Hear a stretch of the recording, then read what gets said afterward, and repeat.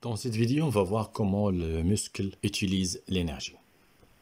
Le muscle est constitué de faisceaux de fibres musculaires. Chaque fibre musculaire représente une grande cellule pouvant atteindre plusieurs centimètres de longueur qui est entourée d'une membrane sarcoplasmique. Le sarcoplasme, l'équivalent de cytoplasme, contient de nombreuses mitochondries et un réticulum sarcoplasmique riche en calcium. Chaque fibre musculaire est constituée de myofibrilles.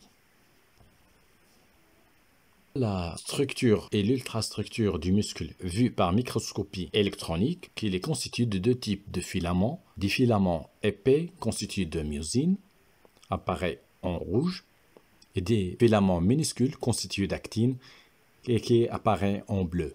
La bande claire se compose uniquement d'actine. La bande sombre se compose à la fois d'actine et de myosine, et enfin la région H ne contient que de la myosine.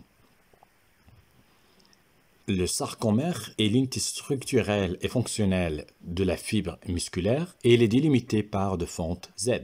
Le filament de myosine est composé de molécules de myosine, alors que le filament d'actine est constitué de trois molécules, l'actine, la troponine et la tropomyosine. Grâce à ce tableau et à ces expériences, on va analyser et trouver la source d'énergie lors de chaque expérience.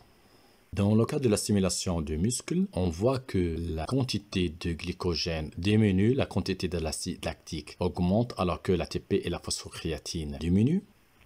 On peut expliquer le fait que la quantité d'ATP est stable malgré sa consommation lors de la contraction musculaire par le fait que l'ATP est renouvelé soit par respiration, soit par fermentation, tandis que la phosphocréatine ne change pas car elle n'est pas utilisée.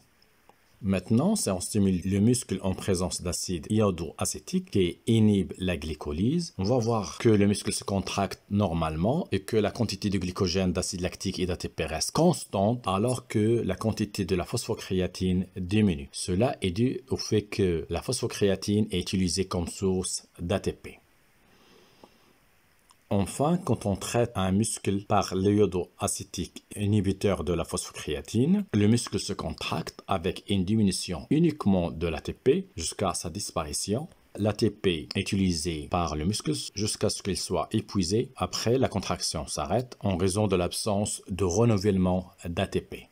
Il y a deux voies de récupération de l'énergie, soit la voie rapide, soit la voie lente. Et voici quelques réactions qui permettent de régénérer l'ATP. Alors, en résumé, le muscle convertit l'énergie résultant de l'hydrolyse de l'ATP, c'est-à-dire l'énergie chimique, en énergie mécanique, une partie sous forme d'énergie thermique.